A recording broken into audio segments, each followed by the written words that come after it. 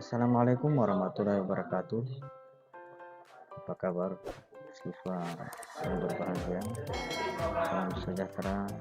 Semoga kita tetap dalam keadaan sehat walafiat. Amin. Baik, seperti biasa pada kesempatan ini kita kembali belajar pendidikan Pancasila dan Nusantara. Pada kesempatan ini kita akan membahas tentang pokok bahasan, yaitu nilai-nilai Pancasila dalam penyelenggaraan negara. Adapun tujuan pembelajaran ini adalah yang pertama, setelah melakukan diskusi tentang nilai Pancasila, Ananda harus mampu menjelaskan arti Pancasila sebagai pandangan hidup bangsa. Berikutnya, melalui kegiatan mencari contoh hasil pembagian kekuasaan, Ananda diharapkan mampu menunjukkan contoh pembagian kekuasaan dalam pemerintahan Indonesia dengan benar. Berikutnya, setelah mengkaji tentang aktualisasi nilai Pancasila, Ananda diharapkan menunjukkan bentuk sikap gotong royong dalam masyarakat secara tepat. Kemudian yang terakhir, kita akan membuat makalah kelompok dan Ananda menunjukkan bentuk kegiatan kelompok yang mencerminkan nilai Pancasila dengan benar. Baiklah, Ananda berbahas pada permasalahan berikutnya. Dalam gambar, Ananda bisa perhatikan ada suatu kegiatan siswa. Perhatikan gambar tersebut. Aktivitas pada gambar merupakan contoh perwujudan Pancasila dalam kehidupan berbangsa dan bernegara. Menurut Ananda, kira-kira nilai Pancasila berapakah yang diwujudkan tersebut? Oke, ada yang menjawab sila kedua dan ada yang menjawab sila kelima. Seperti kita ketahui bahwa Pancasila itu terdiri dari 5 sila. Yang pertama, ketuhanan yang Maha Esa. Yang kedua, kemanusiaan yang adil dan beradab. Yang ketiga, persatuan Indonesia. Yang keempat, kerakyatan yang dipimpin oleh hikmat kebijaksanaan dalam permusyawaratan perwakilan. Dan yang kelima adalah keadilan sosial bagi seluruh rakyat Indonesia. Nah, masing-masing sila Pancasila ini mengandung nilai-nilai sebagaimana yang kita akan pelajari berikut.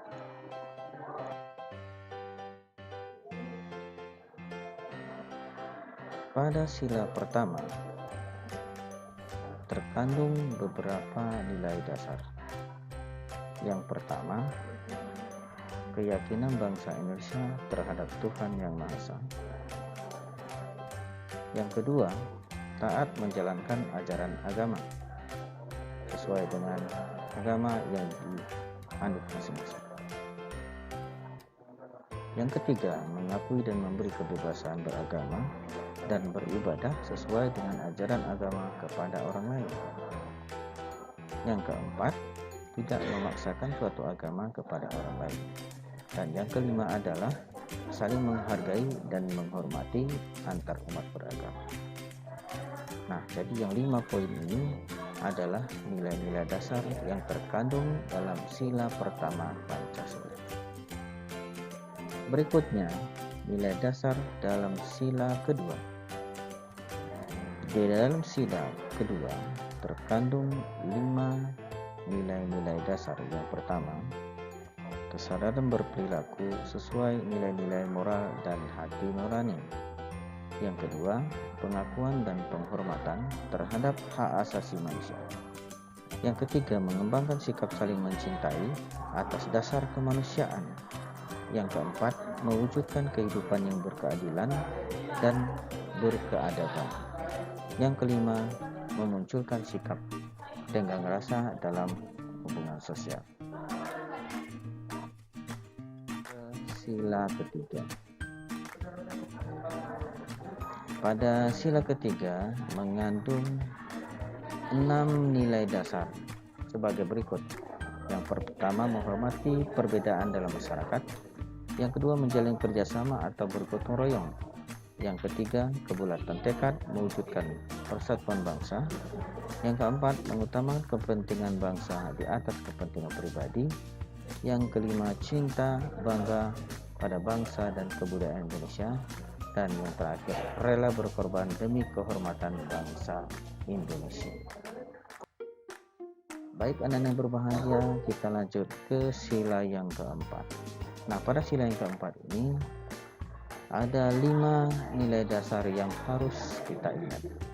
Yang pertama, rakyat Indonesia pemegang kedaulatan. Yang kedua, demokrasi dalam politik, ekonomi, sosial. Yang ketiga, musyawarah untuk mufakat. Yang keempat, menghormati keputusan bersama. Dan yang kelima, melaksanakan keputusan bersama. Nah, jadi pada sila keempat ini nilai-nilai utamanya adalah nilai-nilai demokrasi. Baiklah Anda berbahagia. Kemudian yang terakhir adalah nilai-nilai dasar dalam sila kelima. Yang pertama adalah keadilan mendapatkan sesuatu yang menjadi haknya. Yang kedua, adil terhadap sesama. Yang ketiga, keseimbangan antara hak dan kewajiban. Yang keempat, kerjasama untuk mendapatkan keadilan. Yang kelima, dermawan, hemat, sederhana, dan kerja keras. Dan yang terakhir adalah menghargai hasil karya orang lain.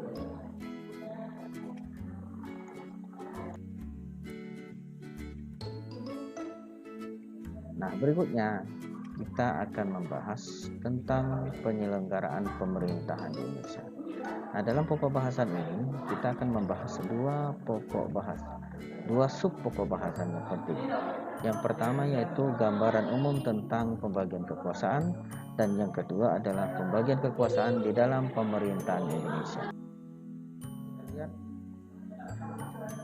gambaran umum tentang pembagian kekuasaan yang ada di negara-negara di dunia.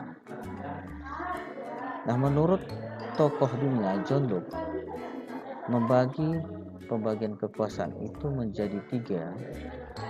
Nah, sebagai berikut: membagi kekuasaan menjadi kekuasaan legislatif, eksekutif, dan federatif. Nah, jadi John Locke membagi pembagian kekuasaan ke dalam 3 kekuasaan yang besar, yaitu kekuasaan legislatif, kekuasaan eksekutif, dan kekuasaan federatif.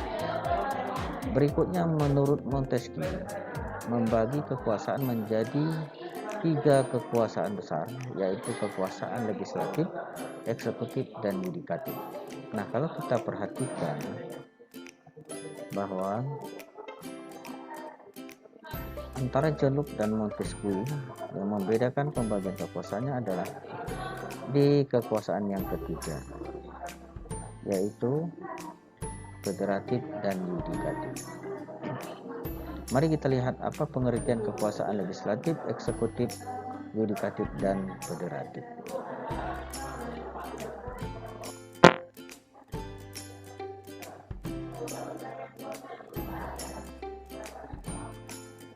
Kekuasaan legislatif yaitu kekuasaan membentuk undang-undang, dan kekuasaan eksekutif yaitu kekuasaan melaksanakan undang-undang. Kekuasaan eksekutif kekuasaan melaksanakan undang-undang, kekuasaan yudikatif kekuasaan mengawasi undang-undang, kekuasaan federatif berkaitan tentang kekuasaan mengadakan hubungan luar negeri. Anak-anak berbahagia, mari kita lihat pembagian kekuasaan yang ada di dalam pemerintahan Indonesia. Pembagian kekuasaan secara horizontal, yaitu pembagian kekuasaan yang dilakukan menurut fungsi lembaga tertentu. Itu yang pertama. Yang kedua, pembagian kekuasaan secara vertikal, yaitu pembagian kekuasaan yang dilakukan berdasarkan tingkatan pemerintahan. Yaitu, mari kita lihat kekuasaan vertikal dan horizontal.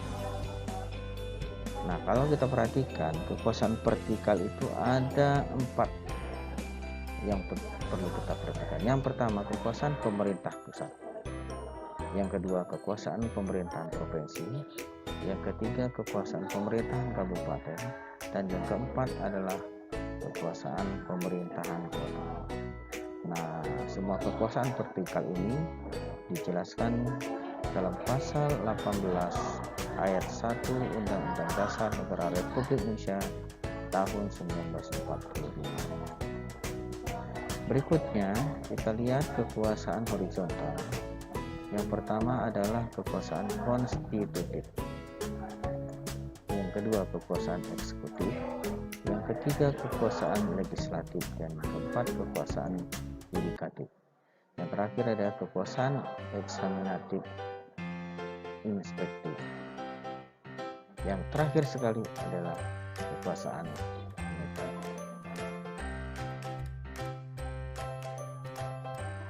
Oke, berikutnya kita melihat aktualisasi nilai Pancasila dalam penyelenggaraan pemerintahan.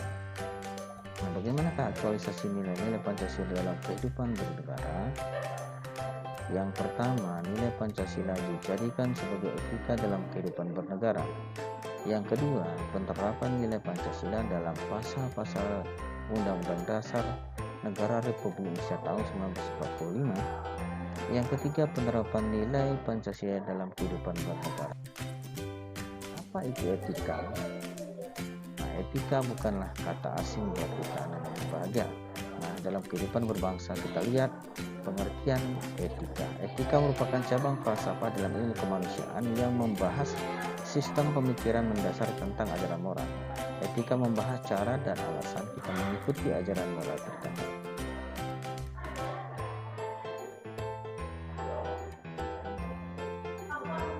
Nah, etika sangat dibutuhkan dalam kehidupan berbangsa dan bernegara. Nah, karena dalam penyelenggaraan pemerintahan yang bersih itu harus ada etika. Kalau kita lihat penerapan nilai-nilai Pancasila itu, Pancasila sebagai dasar negara dan ideologi negara harus senantiasa diterapkan dalam kehidupan. Pancasila harus menjadi jiwa pembentuk peraturan perundang-undangan di Indonesia. Pancasila juga menjadi acuan dalam pembuatan kebijakan negara, baik di bidang politik, ekonomi, sosial, budaya, agama maupun bidang pertahanan dan Oke, demikian pembahasan kita pada hari ini. Salam persatuan. Terima kasih. Assalamualaikum warahmatullahi wabarakatuh.